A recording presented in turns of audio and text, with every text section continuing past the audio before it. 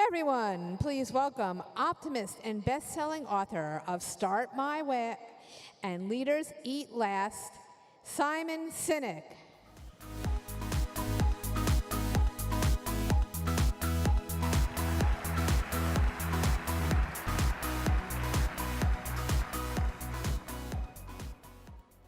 January 1968, the North Vietnamese forces launch a surprise attack against the Americans. This is the Tet Offensive. Tet is the Vietnamese New Year, and for decades there was always a tradition in Vietnam that there was never any fighting on Tet. But in 1968, the leaders of North Vietnam decided to break with tradition with the hope that they would surprise and overwhelm American allied forces and bring a swift end to the Vietnam War. They threw 85,000 troops at over 125 targets that day. Caught the Americans completely by surprise. Many of the commanding officers weren't at their posts. They were in town celebrating Tet, thinking that there would never be any fighting. Here's the amazing thing. The United States repelled every single attack, every single one. And after most of the major fighting had ceased after about a week, the Americans had lost fewer than 1,000 troops, so a few hundred men. The North Vietnamese had lost 35,000 out of the 85,000 troops with which they attacked. If we look at the Vietnam War as a whole, America actually won most of the major battles it fought. And at the end of those 10 years in Vietnam, America lost 58,000 troops.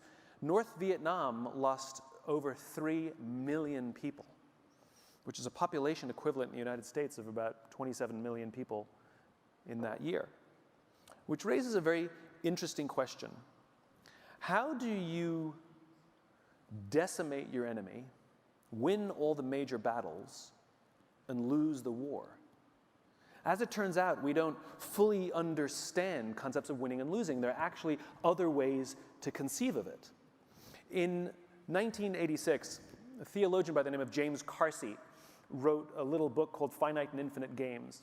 And in it, he talks about these two types of games, finite games and infinite games.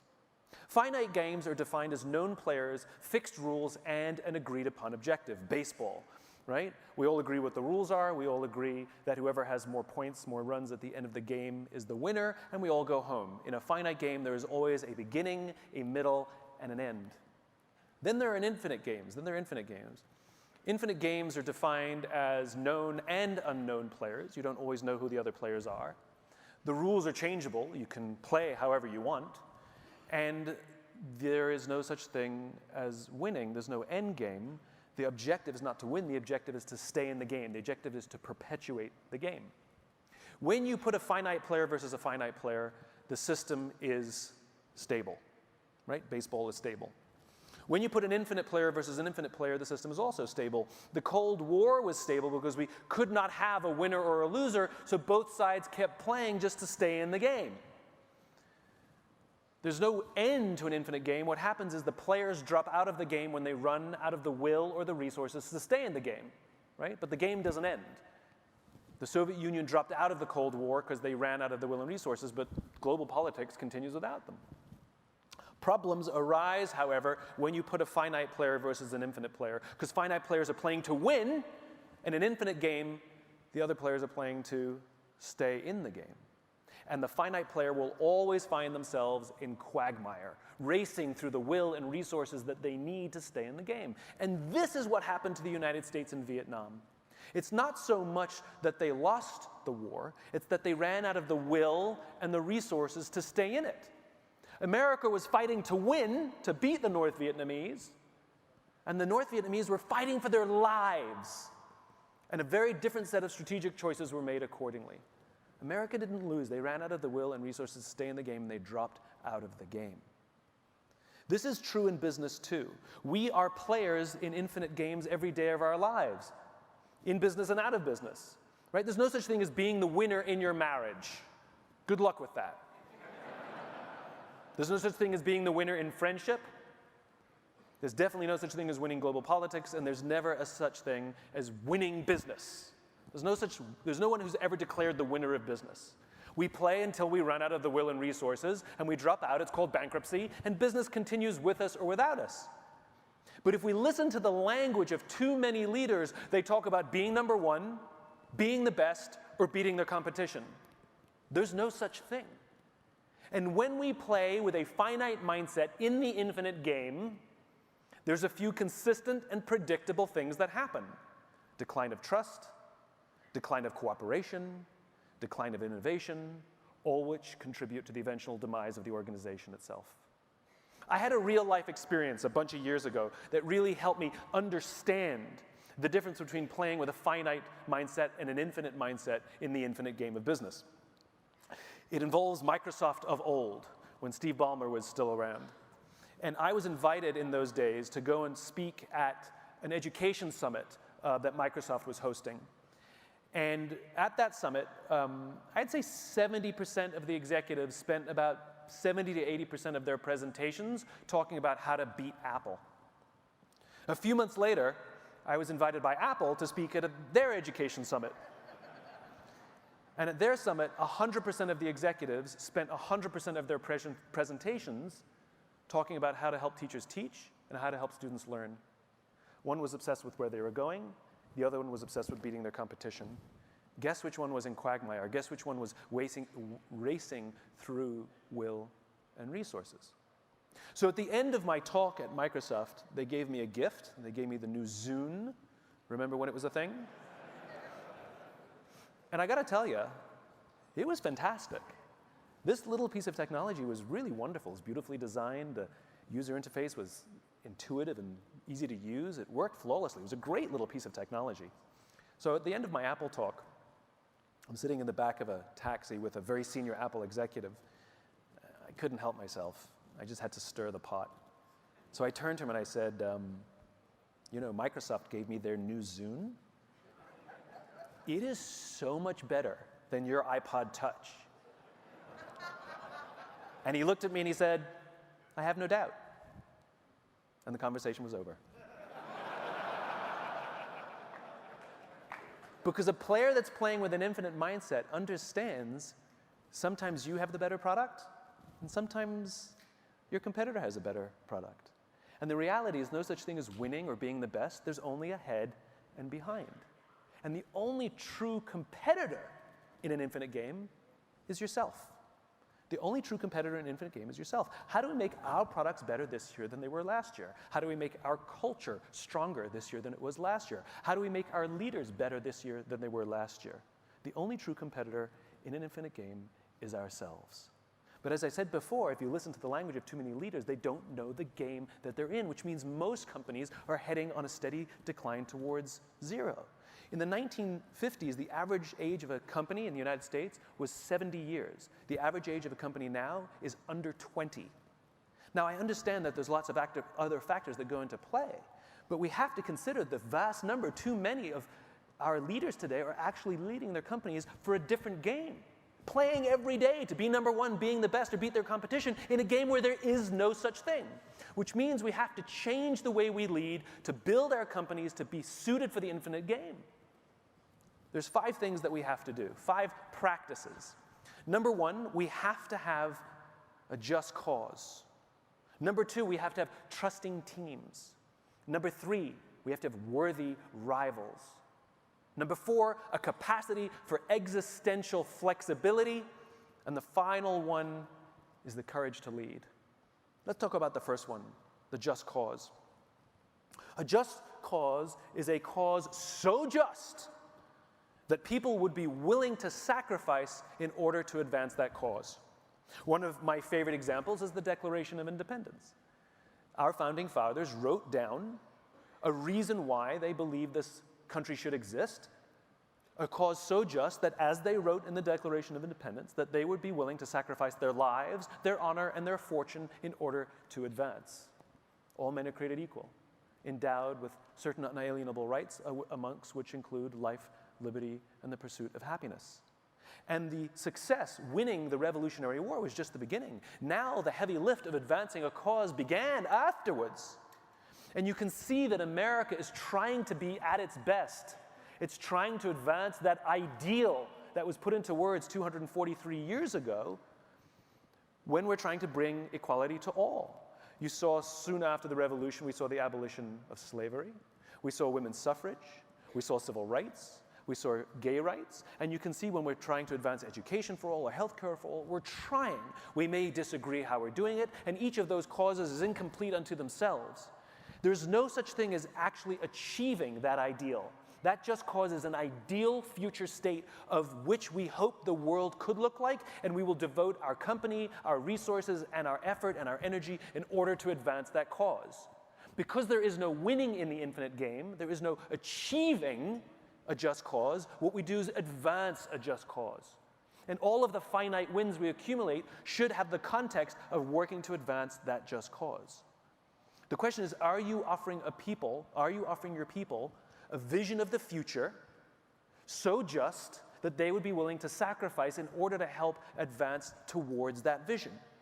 Sacrifice doesn't have to mean giving up your life, but it can mean turning down a better paying job in order to stay here because I believe in what we're doing. It could mean frequent business trips or working late. And even though I may not like these things, they feel worth it because I feel like my work is worth more than the numbers on the page. It's worth more than selling the product. It's advancing something bigger than ourselves. It's what your company is contributing to, an idealized state of the future. We have to give our people a sense of purpose and cause so that their work and their lives have meaning beyond what they do with their hands or their heads. Do you have a just cause? A cause so just people would be willing to sacrifice to advance it. Number 2, trusting teams. A few years ago, I was in Vegas for another business trip, and they put me up at the Four Seasons, just around the corner. And the Four Seasons is a wonderful hotel, and the reason it's a wonderful hotel is not simply because of the fancy beds. Any hotel can buy a fancy bed. The reason it's a wonderful hotel is because of the people who work there. Now, they happen to have a coffee bar in the lobby over there, and one afternoon I went and bought myself a cup of coffee. And there was a barista working that day named Noah. Noah was funny and engaging, and I spent far too long talking to him because I was enjoying myself buying this cup of coffee. So as is my nature, I asked Noah, "Do you like your job?" And without skipping a beat, Noah said, "I love my job." Now, in my line of work, that's significant. A little flag went up. Like is rational.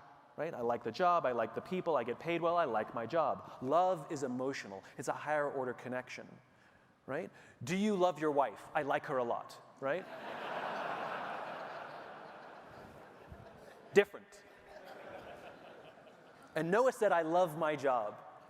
Basically what he says is I have an emotional connection to the place where I work. So I perked up and immediately I followed up. I said, "Tell me specifically what the Four Seasons is doing that you would tell me that you love your job."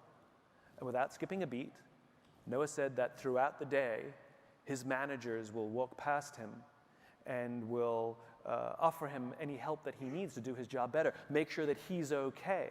Not just his manager, he said, every manager.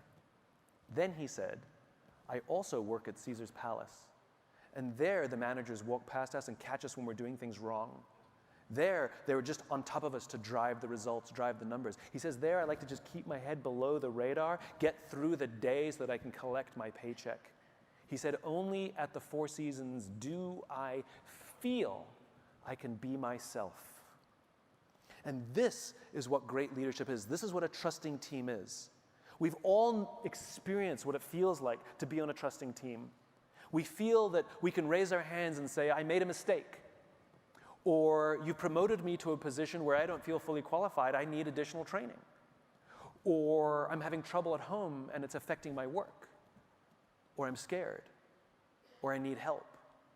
Without any fear of humiliation or retribution, in fact, we feel confident that when we raise our hand and say any of those things, that someone from our team, our boss, or our colleagues will rush in to support us. This is what it means to be on a trusting team. If you do not have a trusting team, what you do have is a group of people who show up to work every single day lying, hiding, and faking. They're hiding mistakes for fear that they'll get in trouble. They'll never admit that they don't know what they're doing. They're not going to tell you that they have additional stresses in their lives, and they're definitely not going to tell you that they need help for fear that they will find themselves in some short list or something the next round of layoffs.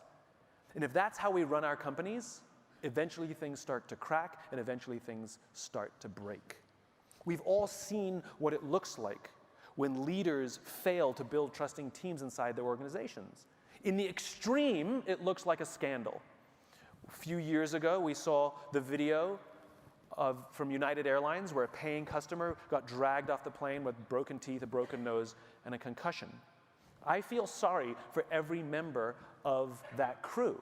I feel for them because every single one of them knew that that was wrong, and none of them intervened because they feared getting in trouble more than doing the right thing.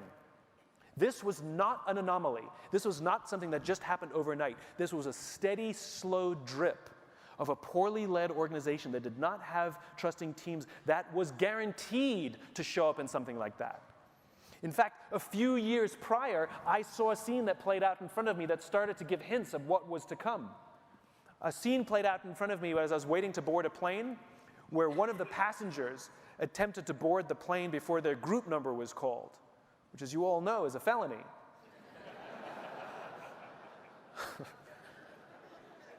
And that was exactly how the gate agent treated him. Step aside, sir. I haven't called your group yet. Please step aside and wait till I call your group, is how she talked to a paying customer. So I spoke up. I said, why do you have to talk to us that way? Why can't you talk to us like we're human beings? She looked me in the eye and said, sir, if I don't follow the rules, I could get in trouble or lose my job. What she revealed to me is that she does not feel safe in her own organization, that her leaders do not trust her to do the job for which she's been trained to do. And guess who suffers?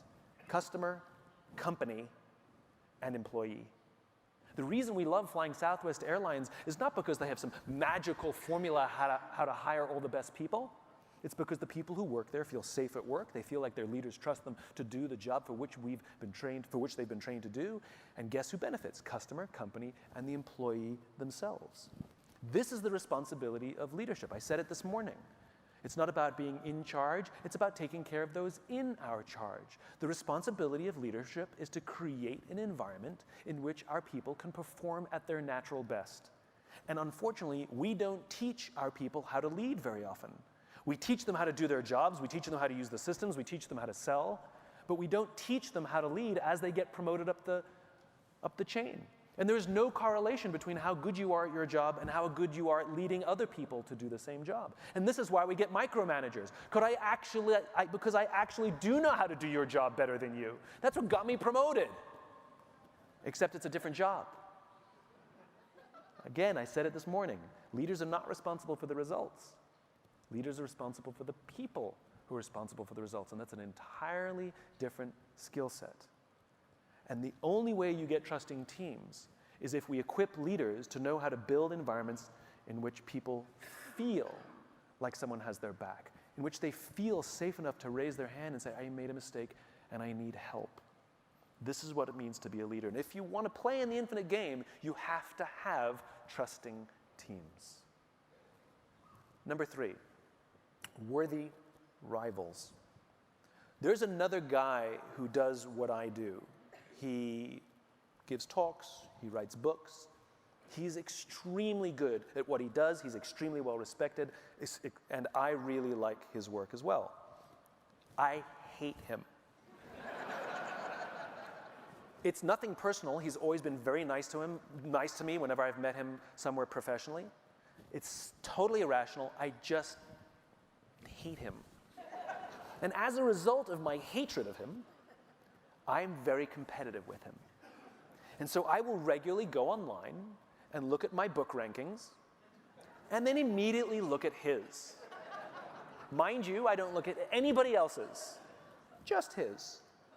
And if I'm ahead, I'm smug.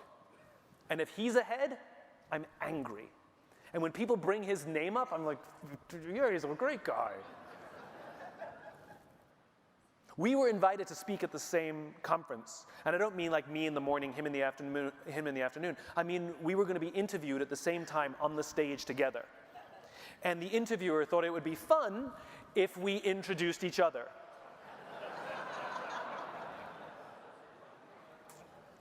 So I went first. I turned to him and I said, you make me really insecure. All of your strengths are all of my weaknesses, and whenever your name comes up, I get really uncomfortable. He looked at me and he said, funny, I feel the same about you. The reason I was so competitive with him, the reason I had this irrational hatred of him, had nothing to do with him, had everything to do with me. Because when there are other players in the game that are worthy of comparison, what ends up happening is their strengths reveal to us our weaknesses. And it makes us uncomfortable, and it's much easier to direct all of that uncomfortable energy against them than it is to take a hard look at ourselves and say, where can I improve? Where is there room for improvement? Because remember, in the infinite game, the only true competitor is ourselves. And by having worthy rivals, by having other players who are better than us, stronger than us, and it can be a company, it could also be an individual. They can be in our industry or outside our industry, it doesn't matter. But we don't even have to agree with them, we don't even have to like them. But we have to admit that they have strengths that are better than ours, and they reveal to us our weaknesses, and that is an opportunity for us to improve, which is absolutely essential in the infinite game. It's ultimately a game of constant improvement. Turns out we actually have the same vision, that we actually could work better together than working against each other. Turns out that cathartic experience, we've actually become good friends. I've stayed at his house, I've collaborated with him. Turns out people can buy more than one book.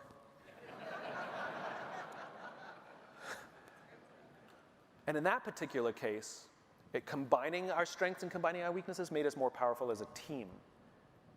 So who are your worthy rivals? Sometimes you can have worthy rivals on your own team at work. We've all had the experience at work where somebody got promoted and we got pissed off. Like, we're getting angry at somebody else's good fortune. Why is that? What is that saying about us? What is it about them that's being revealed in us? Now, again, we don't have to like them, we don't have to agree with them, but we have to accept that they're doing certain things better than us, and it forces us to take a hard look at ourselves. We get to choose our own worthy rivals. So don't pick individuals or companies that you're better than, because there's no benefit than making yourself feel good about yourselves.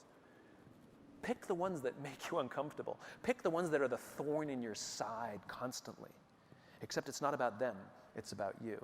You have to know your worthy rivals in the infinite game. When we're obsessed with winning with our competitors, sometimes it can drive behaviors that are rather uncomfortable. It's like running in a race, being obsessed with winning the race. Sometimes we might be drawn to trip the other player, to trip the other runner. Sure, we'll win the race, but we're still a slow runner. And in this race that we're in the game of business, there's no finish line. And it just keeps going and going and going and going. So you might win this quarter, you might win this year, but those are arbitrary deadlines anyway, and you picked your own metrics. Profit, market share, revenues. Pick whatever you want. I love turning on TV and listening to companies advertise how many offices and how many employees they have around the world. Who cares? Like airlines telling you how many destinations they go to. I'm only going to one. 5,000 destinations. Don't care. It's because they're trying to up each other. That's what's happening. Pointless. Totally pointless. And the problem is we're obsessed with winning. Obsessed with beating the competition.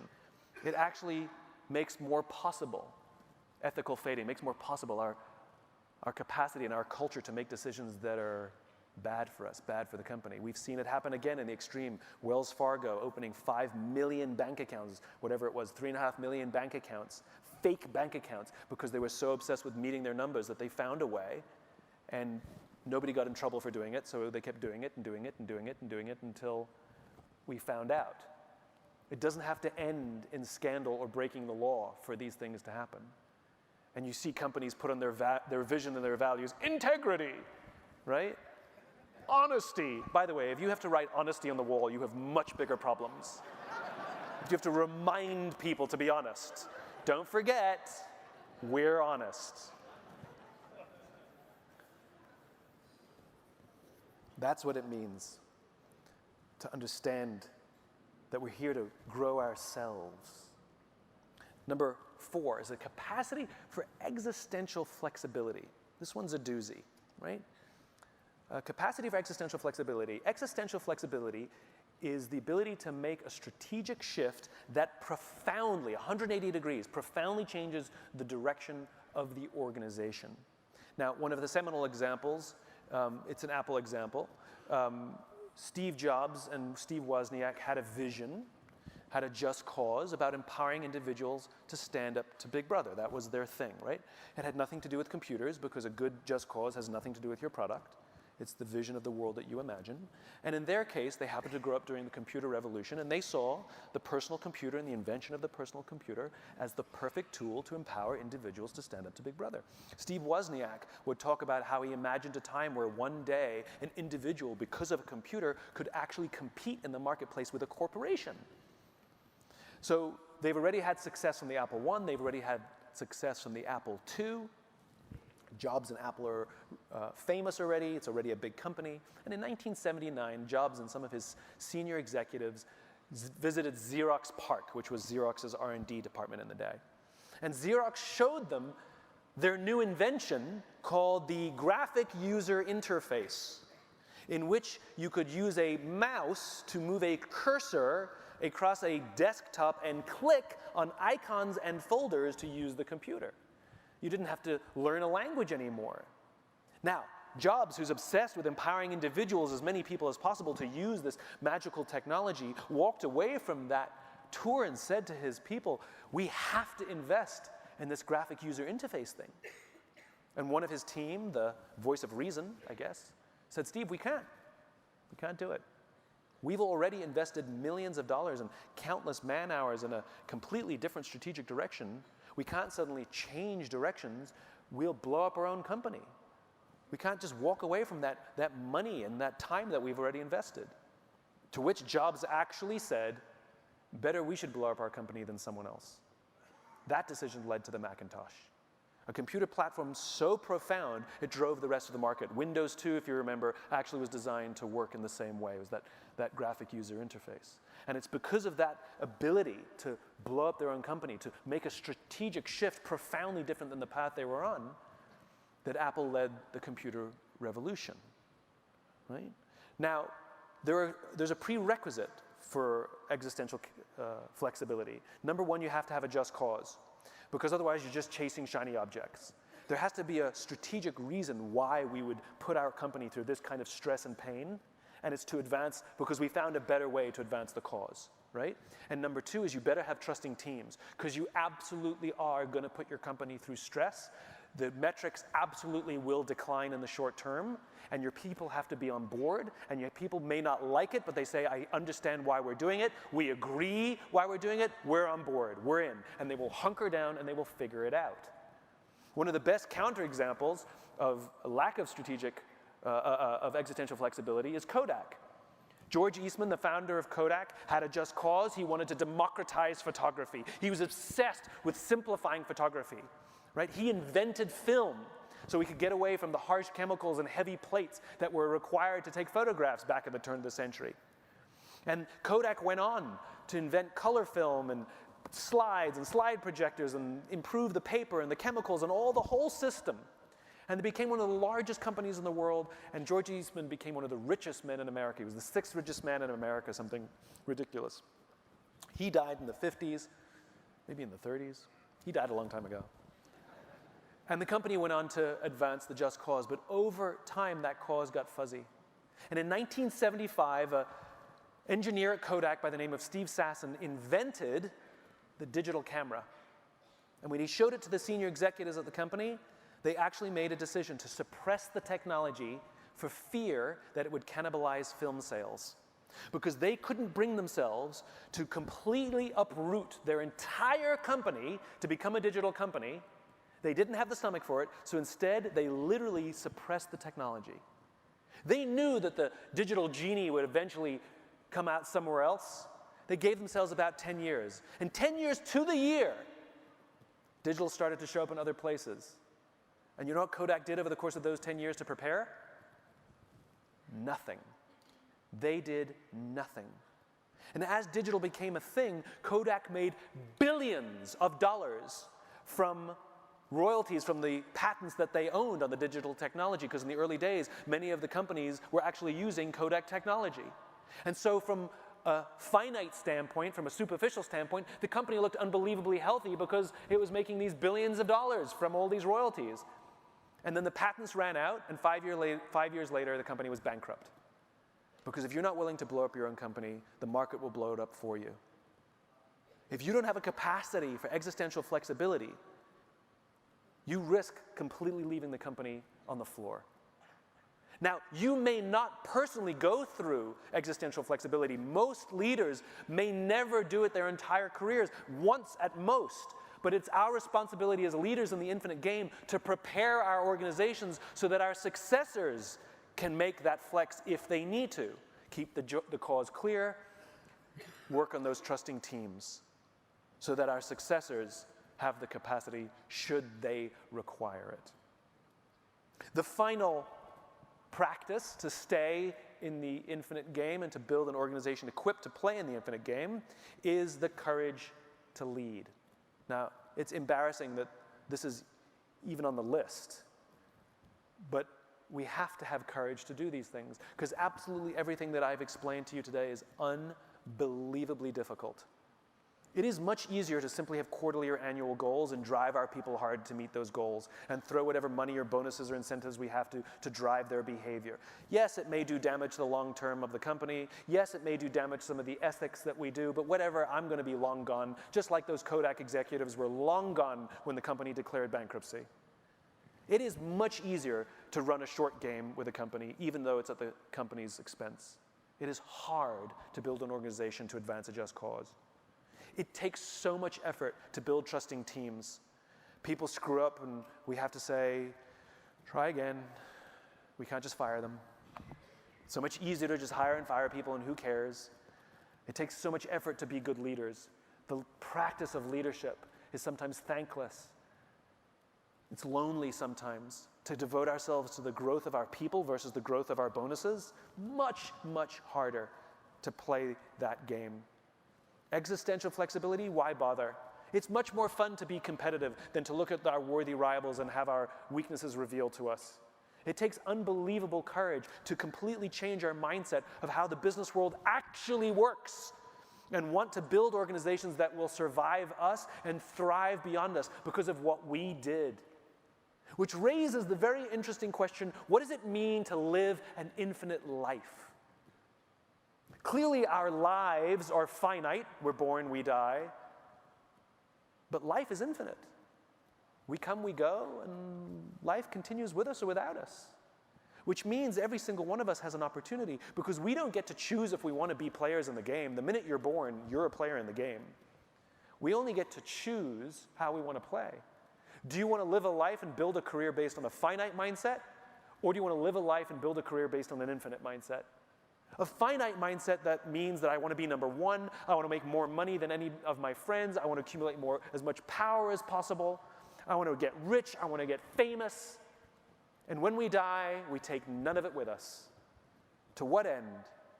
Very often we hurt other people around us and sometimes hurt ourselves, very often hurt ourselves in the process. Or we can choose to live an infinite mindset. Live a life with an infinite mindset, which means we live our lives obsessed with how we leave this world in better shape than we found it, how we leave our companies in better shape than when we joined them, how the people who work with us are better human beings because we were in their lives. They go on to achieve remarkable things themselves, and when we ask them, how did you become who you are today, they will say your name. It's the same thing as being a parent. Having a finite mindset as a parent means driving to get my kids in the best school, driving my kids to get the best grades. Everything is about being number one, being the best. But one of the greatest things we can do in the infinite game of life is to raise children who will go on to do things for other people, to raise children who will go on to live a life of values that we instilled upon them. What greater way to live forever than to live it through our children? I had the opportunity to sit next to Richard Branson at an event, and I asked him, what did you do at Virgin? What are you most proud of at Virgin? That one day when you're gone, when you die, the rest of us will look back and say that was your value, that was your contribution in life. And he almost snapped at me. He said, do not judge me by anything I've ever done at Virgin. If you want to judge the quality of my life, you judge me by the quality of my children. That's what it means to live an infinite life. It's just a choice. It's just a choice. Thank you very much.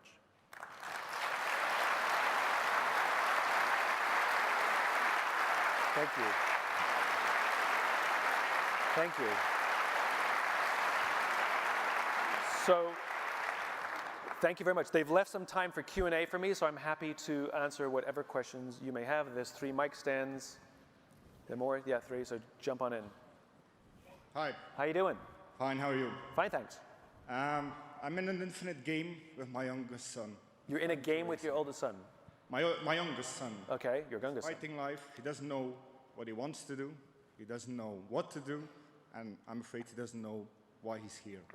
How old is Help he? me. How old is he? 15. Okay. So by the way, I find it unbelievably ironic that people ask me parenting advice and I have no children.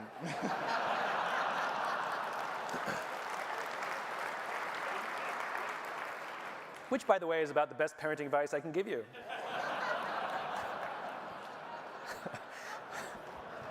So here's what I know. Here's what I know. He's 15. He has a lot of time to figure it out, right?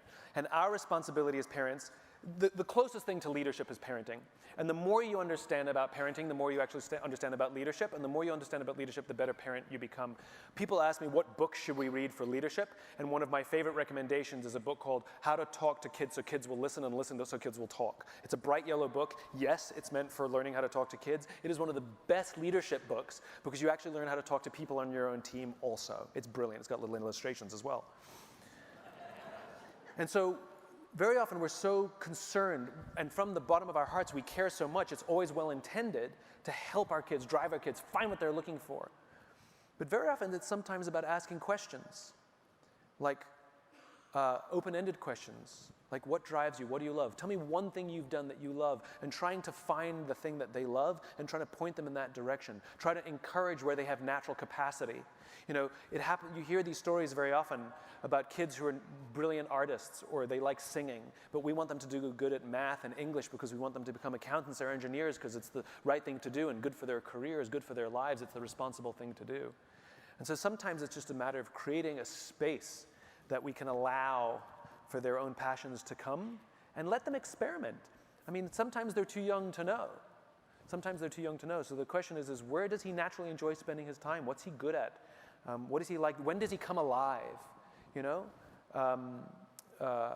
That's a great way. I do recommend that book, by the way. It is a wonderful book, so that might help as well. Okay, thank you very much. Yeah, thank you. Hi, how are you?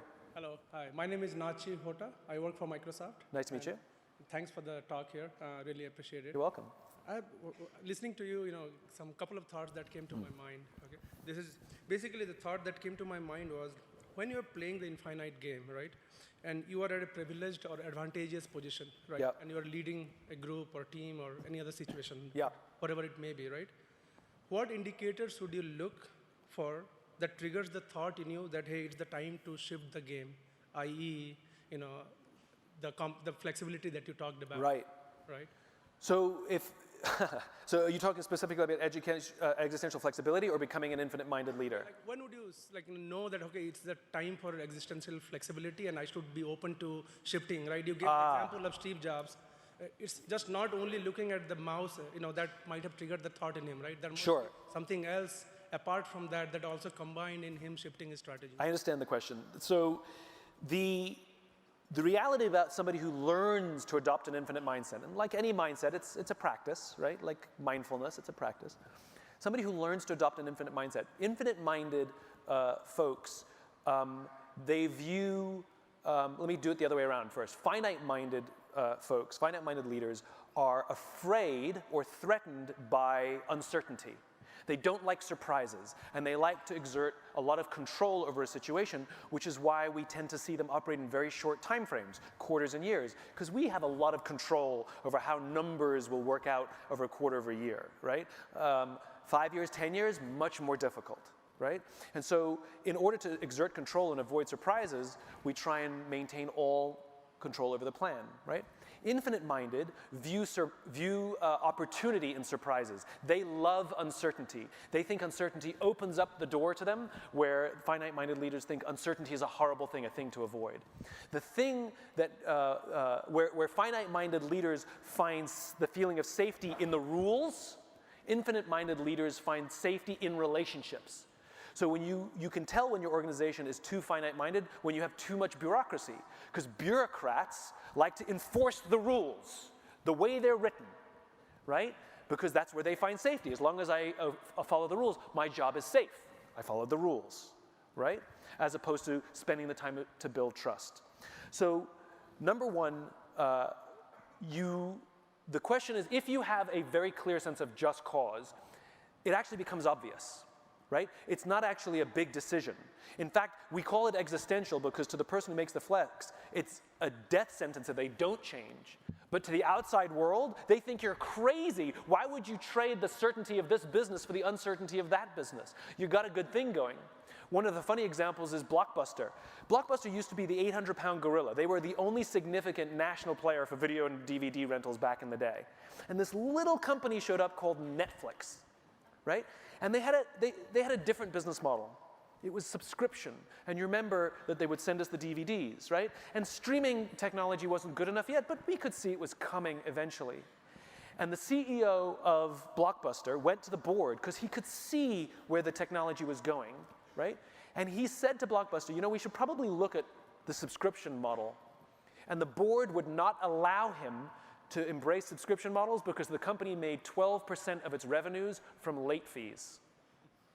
Blockbuster does not exist anymore, and Netflix has completely reinvented television, right? The point is, they had no cause, so they couldn't see anything. They could only see a few feet in front of them. So if you can only see a few feet in front of you, and those are the discussions you're having at the table, about what we're giving up and why would we give up the certainty of this, the odds are you're looking down and you're not looking up.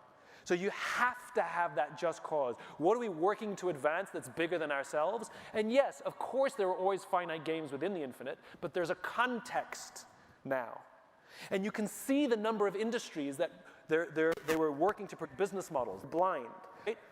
Why is it that Apple, a computer company, invented iTunes and not the music industry? Why is it that Amazon invented itself and the e-reader, the Kindle, and not the publishing industry? Why is it that Netflix pioneered their business model and not the television and movie industry? It's because those industries, all of those players were so busy competing against each other and protecting the business model that they knew so well, now they're playing defense. Now they're forced to change, which is not existential flexibility, that's defense. That's gripping for your life. Right? As opposed to new companies that aren't even in your industry. Remember, in the infinite game, you don't know all the players. And sometimes the players will be completely outside your industry that will eat you lunch and put you out of business. You have to have that just cause. It becomes obvious. Thank you very much. You're welcome. Sir. Yes, Simon, thank you. One person liked that answer.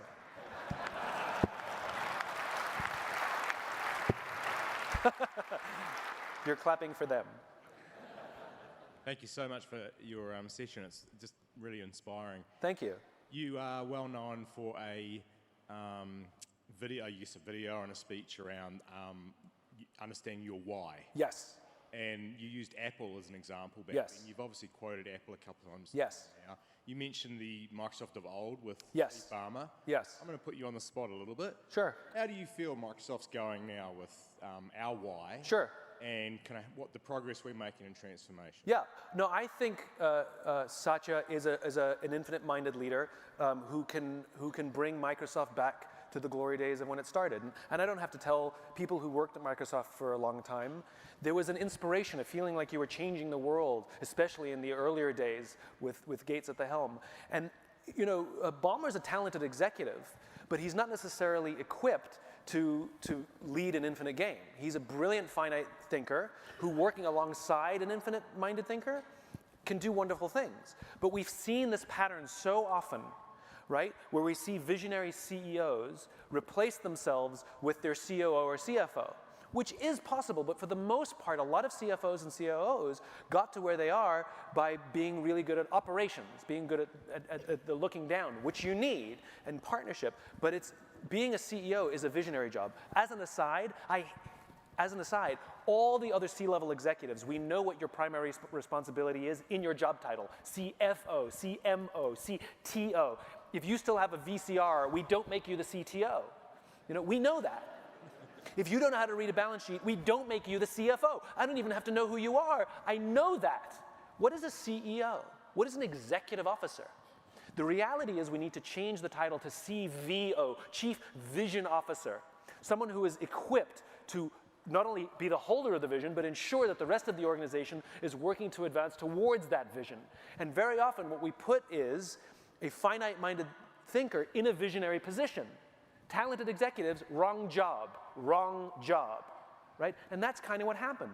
And the company became more and more obsessed with the short term, more and more obsessed with numbers over people, and we know what happened. Microsoft used to be able to attract all the best talent, and then it became untouchable. And I think we're starting to see a resurgence. We're starting to see Microsoft attract the great talent again. It's becoming visionary again. And the good news is there was a lot of money, which kept it going through those weird years, right? Because money affords you runway. And so I think Microsoft is going through the same thing as Walmart. Under Mike Duke, Walmart, it was numbers, forget people.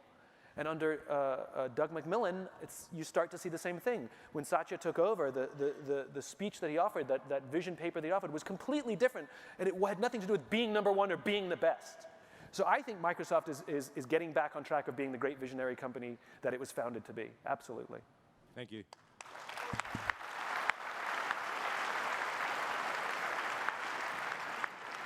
Hi, Simon. Hi. I'm Neha from Accurate Software. Thank you for giving us the golden circle and start with why. We have created our mission statement using start with why, and it changed the way we think and plan things. My question is regarding the first point of infinite gain that you just spoke. Finding a just cause. Most organizations work for profits, generate revenue, drive Azure consumption revenues while helping our customers. How does an organization find their just cause? Right. And I have another part to it. I want to selfie with you with my colleagues. It's okay. Well, should we do the selfie first? All right. Come up here. Come here. Quick. Okay, my colleagues are going to hate me. Come on. Quick. While you're climbing on stage, I'll answer the question. You have to climb. Sorry. No, you have to climb. It's for a selfie. You have to climb.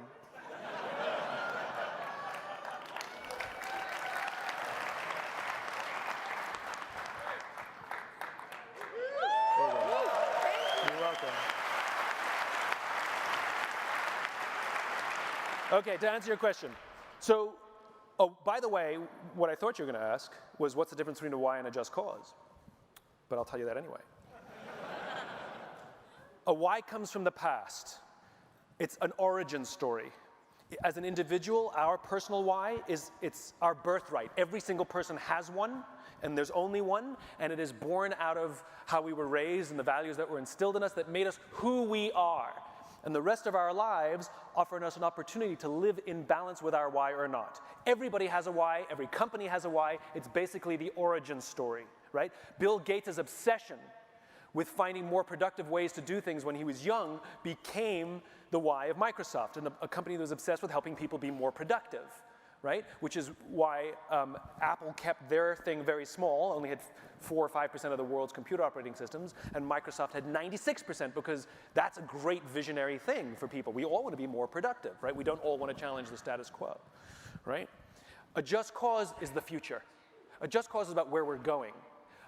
The why is 100% objective. You don't get to decide what your why is. It is what it is. You are who you are. Your culture is your culture. But your just cause, you get to determine what cause you'd like to be a part of, what cause you'd like to devote your life or your career to help build. And by the way, you can have multiple just causes. You can have one for your career, one for your family, one for church, right? You can be a part of many just causes. And where a lot of, especially young people, put a lot of pressure on themselves, what's your vision? You don't have to come up with your own vision. You can attach yourself to somebody else's vision. You have to find a vision. Not everybody's visionary like Jobs or Gates, right? There's only a small percentage of our population that we would call visionary, but we can attach ourselves to their vision and make their vision ours, right? Go read the original vision that Gates put out. It's amazing. And he's consistent. When he gave his TED talk about the Gates Foundation and ending malaria in the world, it's the same vision. He's just doing it through a different means now. Before it was technology, now it's through mosquito nets. But the language was exactly the same. So you have to find a vision for sure, for sure. So the question is, how do you build a just cause? A, has somebody else already articulated it for you, that you're like, ooh, love the world that they're trying to build, right? We want to do that. We're going to devote our company to doing that. My vision is to create a world in which the vast majority of people wake up every single morning inspired to go to work, feel safe when they're there, and return home fulfilled at the end of the day. That's what I've devoted my career to. Anybody who wants to join me, come join me. Why do you think I do these talks? I do these talks because I'm looking to spread the gospel. I'm looking to share tools with anybody who might think that that's kind of interesting. And I need you guys to do it. I'm just a guy with a microphone. That's it. Right? But you're actually building the companies that are going to create the cultures that are more likely to create the world I imagine. We need each other. That's why I do these things. I'm looking for the army, right? So you can find a vision. The vision's about where you're going, and it's an ideal. You'll never actually get there, but you'll die trying, which is the point. Thank you. You're welcome. Hi, Simon. How are you? I'm Joseph from Sweden. Nice to meet First you. time here in Vegas and on Inspire. So first day, and it's great already. I have a question for you. So building trusting teams. Yeah. For me, I think a big part of that is building empathic leaders. Sure. Do you agree with that? Yes. So what do you think is the core principles of building an empathic leadership culture, and why do so many companies fail? Well, we don't teach people. Like as I said before, we don't teach people how to lead. It's a skill. It's a teachable, learnable, practicable skill. But we don't teach people how to do it, so they don't do it. Why are we surprised that people don't know how to lead? It's not necessarily because they're bad people. It's that we didn't show them how to do it, right? If we didn't show somebody how to be an accountant, you wouldn't give them your taxes because nobody showed them. They might be able to do it. And even if people are naturally good leaders, it's not natural. It's that they learned it from someone else, their parents, or they had a really great boss that they role modeled, or maybe they had a really bad boss. They're like, I'm doing everything the opposite, right? So they still learned it from somewhere. So we have to teach leadership. We do a very, very bad job in the corporate world of teaching people how to lead. And as we promote them, we give them a one-day offsite, and we call them leaders. Congratulations. Nah, man, it's got to be regular and ongoing. And we have to build into their incentive structures, into their bonus packages, not just how much money they make, but how they treat people, right? It was part of her question before. She's like, we're trying to do this, growth, revenue, and also look after our customers. But the order of the information is really, really important. I talked about in the Infinite Game that there are two currencies, will and resources, in that order, right? I'll give you two hypothetical examples. Hypothetical example number one is by the way, I've never met a CEO who doesn't think their people are important. The problem is where on the list. Number one, growth. Number two, shareholder value, right? Number three, our customer. Number four, our employees. See, it's one of my priorities. Number four, right there, right? But that's the problem. The problem is the order. So here are the two hypothetical examples. CEO number one says, my number one priority is growth. And of course we care about our people, because without our people, we'll never be able to achieve our financial goals. CEO number two, number one priority is our people. And if we take care of our people, I know we will meet and exceed all our financial goals. Which company you want to work for? It's easy. And human beings are funny. We can't help ourselves. We have a tell, which is we speak in the order. We tend to speak in the order of our own priorities. So when you hear somebody go, guys, we have to be preoccupied with growth and the revenue, of course we have to take care of our people. Go read the press releases when Mike Duke took over Walmart. He talked about growth and our people, and then you go read the same press release from Doug McMillon. He talked about our people and growth. Go read the press release when Satya took over. He talks about our people first. He talks about human beings first. This matters. right? And this is one of the things that we're suffering in the world today, which is most of the standard business practices that we use today are actually leftovers from the 80s and 90s. A man by the name of Milton Friedman, an economist from the 1970s, theorized the responsibility of business. And he wrote that the responsibility of business is to maximize profits within the bounds of the rules, within the bounds of the law, right? What about ethics? Like, we've all seen companies do very, very, very uncomfortable things, and they get dragged out in front of government, and they all say the same thing. We did nothing illegal, completely within our rights. Yeah, that doesn't make it right just because it was legal, right? There's something called ethics, right? When a pharmaceutical company raises the price of a drug that people need to survive 500, 600, 700%, there's nothing illegal about that, but it's really unethical. Right? And the problem is the 1970s, that theory to a new group of investors was really appealing. And so they started experimenting with new ways of doing business based on that definition. And during the 80s and 90s, we started to see that become really, really popular. So the concept of using mass layoffs on an annualized basis to balance the books did not exist prior to the 1980s. And people like Jack Welch over at GE started practicing it, and it started to gain acceptance, and now it's normal. We've either been subjected to layoffs, our company has used those layoffs, or we've lost a friend or a family to layoffs. A friend of a family has been subjected to layoffs. All of us, right? 1 degree of freedom, if not 0 degrees of freedom, right? Of separation, I mean. Rank and yank, where we rank people's contribution to stock price or revenue, and the top 10% get promoted, the bottom 10% get fired. That's from the 80s and 90s, right? The obsession with shareholder value and shareholder supremacy, where we prioritize on the wants and needs, desires of an external constituency over our own customers and over our own employees. That's like asking a coach who's trying to build a good team what the fans want rather than what the players need. But that's the standard of business today. That's right. And so the problem is we need to reject that. It was great for the 80s and 90s. It was great for these boom years where everybody made money. It no longer works. What got us here will not get us there. We have to abandon the practices of Jack Welch and Milton Friedman of the 80s and 90s, and we need to do it our way for the modern day. To your point, we need to build empathetic leaders. We need to build leaders who understand that their responsibility is a human job. We don't sit behind desks and lead a company from spreadsheets. We cannot. Because as we've seen, it creates discontent inside our companies.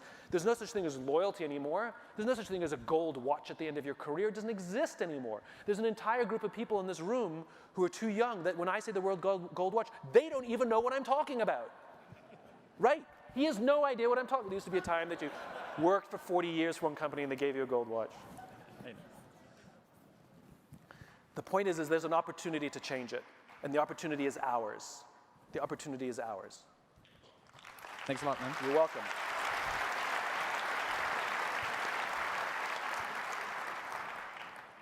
Good afternoon. You often talk about how a company ought to be led, but I'm wondering, how do you foment change at a company when you're nowhere near the top? Great question. Unfortunately, I get this question all the time. I would imagine. The responsibility, you cannot affect that which you cannot affect. You know, we have no control over somebody 3, 4, 5 levels above us, right? So our responsibility is to be the leaders we wish we had. Though we may not be able to affect the overall direction of the entire organization, we can absolutely affect how our people feel when they go home at night. And some of those people might work for us, work next to us, or we may work for them. Like even having empathy for our boss. Like a boss who's difficult may be an asshole, or maybe they never knew how to lead. Nobody showed them. Or maybe there's unbelievable pressure on them and that we don't know what the pressure is. And for us to have empathy for them, like, hey, boss, you came on to us really hard in the meeting today. Are you okay? Right? And so we can be the leaders we wish we had and take care of the people around us and create that circle of safety for the people around us. Here's the amazing thing that starts to happen. This group now becomes higher performing. Their churn, their employee retention goes sky high, right? People just want to keep working there. Rumors start spreading around the company. How do I get in that team? And they become more innovative, more inventive. And all of a sudden, one of those people moves and goes and works on another team, and they take everything they learned because they're learning leadership from you now. And they go do it over there. And if we have that infinite mindset, we are disconnected from the time frame it may take for the tail to wag the dog. because the tail can wag the dog. I have time for just one more. Hi, Simon. Hi.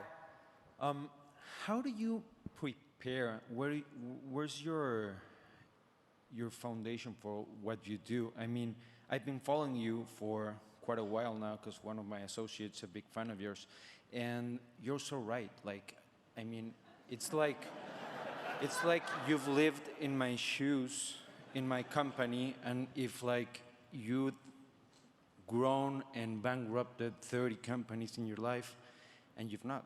So why are you so right? Like, I want to go home. I want to go home. I mean, I want to go home and Sure. continue with your talks, even though you're not there. Like, Thank you. I want to get there. Like, Well, you're very kind. I appreciate it. Thank you. Those are very kind words. Thank you. So, a few things to be clear. I don't think I'm right. I think I have a perspective, right? And so I've learned to disconnect myself from this right or wrong thing, right? I've had people over the years, somebody raised their hand once and said to me, I don't think you understand how business works, and I think everything you talk about won't work in the real world. My answer, so don't do it. Like, what do you want from me? It's your business, not mine. I don't care, right? Like, I'm not going to battle with someone to prove to them that I'm right and they're wrong. I actually don't care. It's his business. He should do whatever he wants. I simply have a perspective, right? I'm a student of people. I'm a humanist. I love human beings. And when I look at our own species, I see too many things in the world, of which business is one, where we're hurting human relationships. We see anxiety and depression on the rise. We see relationships, people struggling to form deep, meaningful relationships. And as a human being who, myself, I want deep, meaningful relationships. I want to build deep trust with the people in my lives, personally and professionally. And so I studied anthropology as a kid in college, and I've always been interested in what does it take for us to love each other, trust each other, and care about each other. For the simple reason, I want that, right? Of course. And over the years, I've kept meeting people who have things and do things that I think are amazing. Like, the reason I started spending time with folks in the military is because I kept meeting these people who would sacrifice their own lives to save the lives of people they don't even like. In the business world, we don't even like to give up credit for things, let alone our lives. And I asked a simple question, which is, where do they come from? Because I would rather work with people like that. I thought it was them. Turns out it's not them. It's the environment in which they work. And that pursuit to simply understand where trust comes from, which I wanted for myself, ended up becoming that book, Leaders Eat Last. It wasn't supposed to be a book. It was just supposed to help me overcome my own struggles. And so I guess I started off an unwilling messenger, become a willing messenger for this thing that I believe in so desperately. And like I said, I'm just looking for people to come stand to the left and stand to the right, and let's do this together. I do not have all the answers. And I'm on a journey. You and I are on the same journey together. And we're both just pieces of a jigsaw puzzle. I just know that what my piece of the jigsaw puzzle is. You know, when we have a vision, that's like the box, the picture on the box of the jigsaw puzzle. And you know, usually the way you do a jigsaw puzzle is you lean the box against the wall and then you start to put the pieces in. And so my job is to point at the box. That's my job. Just point at the box and maybe where a couple of the pieces are. But I need other people to say, oh, I've got a piece that suits that picture, and we come in and we work together. And we figure out ways to do it together. I'm so grateful that you're on the journey. Every question you're asking is the same question that I ask. And like I said, to disconnect ourselves from being right or wrong, and this infinite perspective, the reason this infinite perspective has become so empowering for me is because I got so tired of people telling me that I was naive, that I don't understand how this works, right? And yet we tend to believe those people because they have power or lots of money. So we think they must know how this stuff works because they have power and lots of money and they've made it. And yet so many of us go to work feeling uncomfortable. It turns out the majority of us who say this doesn't feel right, but they must know more than me, turns out we're right. Turns out that we are not the naive ones, they are. This is like a world is flat moment. Turns out that they've been playing this finite game. The problem is it's an infinite context. And if we can adjust our mindsets, they're the ones who are naive. They're the ones who are building businesses that are not built to last. GE, the mighty GE, built by the mighty Jack Welch, who, by the way, wrote a book called Winning, needed a $300 billion bailout in 2008. It wasn't built to last. It was built with a finite mindset for a finite period of time. And it nearly failed. In fact, even now, its longevity is uncertain. And that's a shame, because there's so many great people there who are doing great things. If only we would empower them to advance something bigger than themselves, rather than force them to do things that only benefit a few people. I'm just a humanist. That's all I am. And for me, this is about human beings. Thank you very much. Thank you.